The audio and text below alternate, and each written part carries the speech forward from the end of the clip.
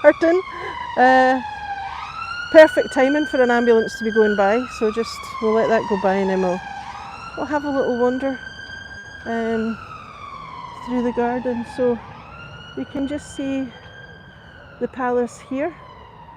So the oldest part of the palace, that tower, is where Mary Queen of Scots had her royal apartments, and then you can see the ruins of the Abbey of Holyroodhouse. Holyrood, Holy Cross, that's where we get the name from. So the part of the garden that we're in at the moment, this has been planted with geometric planting and it's spring bulbs. So yeah, they're past now and it is looking a bit overgrown and things, but it does look lovely in the springtime. I don't know if you could hear the birds there, but we're just going to take a wander through the garden.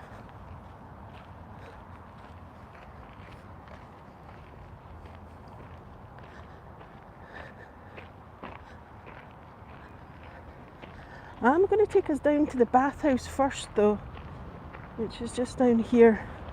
Now this little structure is known as Queen Mary's bathhouse, and it's said that Mary Queen of Scots bathed in that building twice a year in either white wine or ass's milk. Apparently her cousin Elizabeth only bathed once a year, whether she needed it or not. There you go, what I thought. But anyway, yeah. It's quite a strange little building. It wasn't a bathhouse, it's probably been like a little private pavilion or something, because we had the real tennis courts, or the royal tennis courts here. So you can see there's chimneys.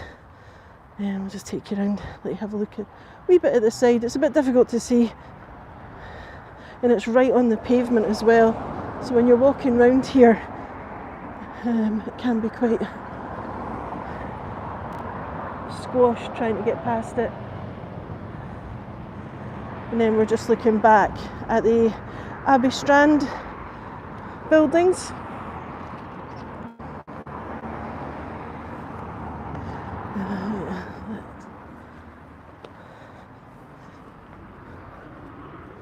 But I'll just let you look at the wood. It's amazing how it's still standing after all this time. I love old buildings. It's just a shame we can't really see in. But what can you do? I think they should open it up to the public. Now, here we are. This is the meadow part of the garden. So it's meant to look like a lovely meadow. I don't know what a meadow's meant to look like. I'm not convinced it's this weedy, but it's good for the bees. And we've got buttercups and all sorts of things in here.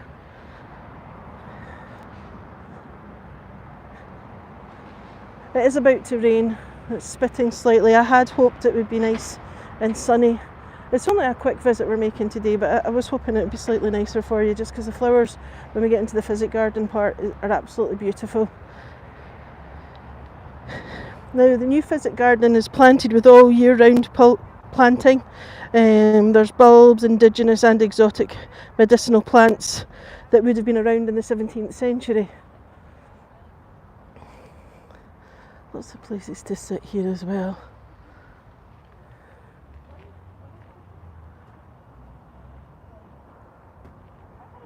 I suppose it does look like a meadow when you look back at it like that. It's quite pretty.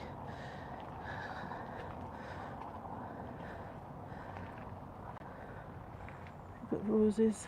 Look at that one, it's two different colours.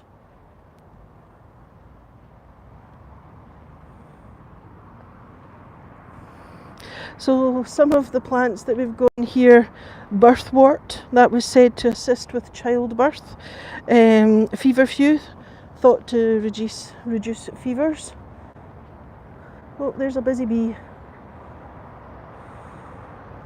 doing its little thing. Scurvy grass, and that was used by sailors after long sea voyages.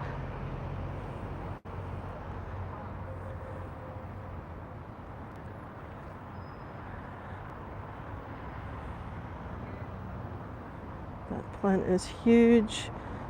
I can never remember what it's called. Is it something like Cardew or something? I've probably completely mispronounced that. And more roses. Oh, I don't know if you can make the water droplets out on the roses, on the petals. Isn't that gorgeous?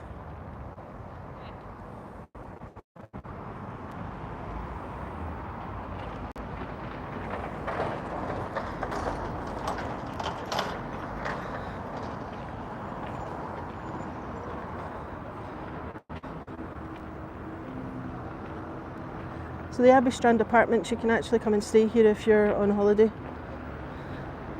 And here we've got Ladies Mantle. So that's Ladies Mantle. And Ladies Mantle was either topical or internal treatment for wounds, GI complaints and female ailments. I know, and a lot of people have been and didn't realise this garden was here, or that you could actually come into it. And it's one of the, it's right there, but people just don't see it. And it's absolutely free. You don't have to pay to get into the palace to come into this. And they also use it for education. So children can come in, touch and feel the plants, smell them, that kind of thing. And the beds, as you can see, are raised, so anyone can have access to it, which is lovely.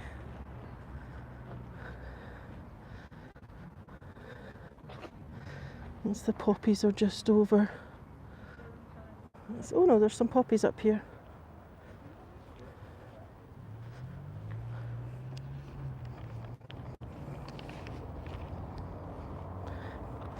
Here we've got some rosemary. It is definitely gorgeous. I love this garden. Now, rosemary was used for upset stomachs, hair growth, memory loss, stress relief. And rosemary is, if you rub rosemary, the smell is just, it opens up your airways and things. It's just a lovely plant. And there's a poppy. They're kind of past their best now, but they're huge. I think I'll go around this way. I think these are iris, maybe. Yeah, if you've ever been on one of my garden tours before, you know, I don't know much about gardens. There's also lots of chives planted in here. Chives are good for, they're good for pest control, and they attract bees. I don't know what this plant is, but it's pretty.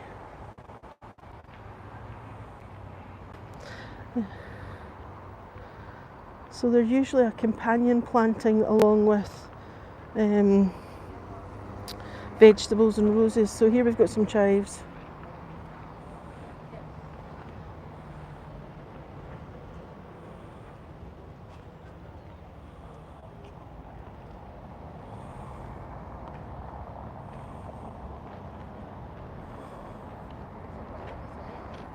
Calendula.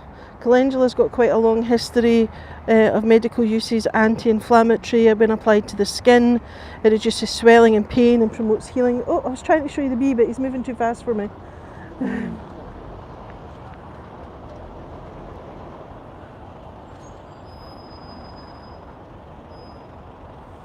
These roses are gorgeous.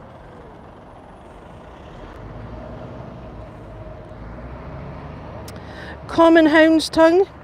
That was used for piles, persistent cough, baldness and madness. What a combination. These are lovely.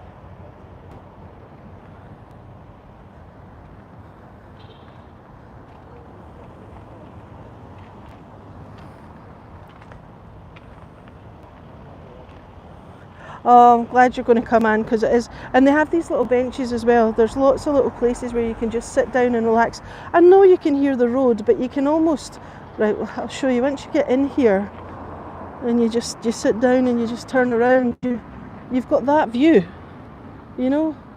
It's just gorgeous, and you can kind of forget about the fact that you've got the road behind you.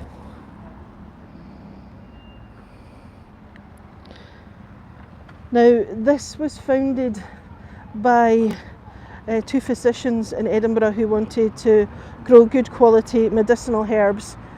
So they rented a patch of land here from the palace, got, oh look at the spider's web, hired a gardener, a self-taught gardener, and then started to grow, that's strawberries, started to grow herbs, and it became so successful other doctors wanted to buy their herbs here, and eventually they had to move, and they moved to where Waverley train station is, and then outgrew that, went to the top of Leith Walk, then outgrew that again, and ended up at Inverleith and is now the Royal Botanic Garden of Edinburgh.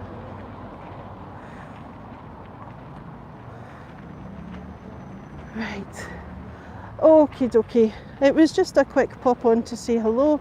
Oh look at that, you can see the water on the, just as I try and show you the wind blows. You've got all the little water droplets on the leaves or the petals.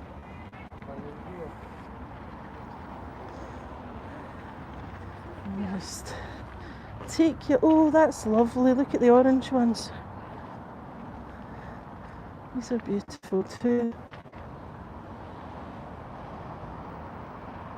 That's a massive rose bush.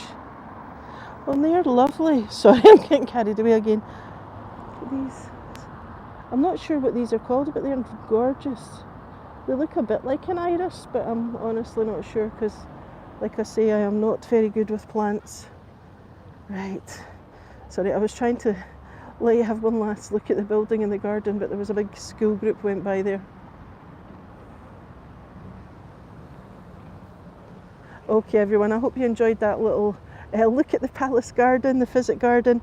It's free, it's open during the day, so if you've got time, just come down and have a little wander. It's a nice peaceful place to sit and just relax for 5. Okay everyone, bye.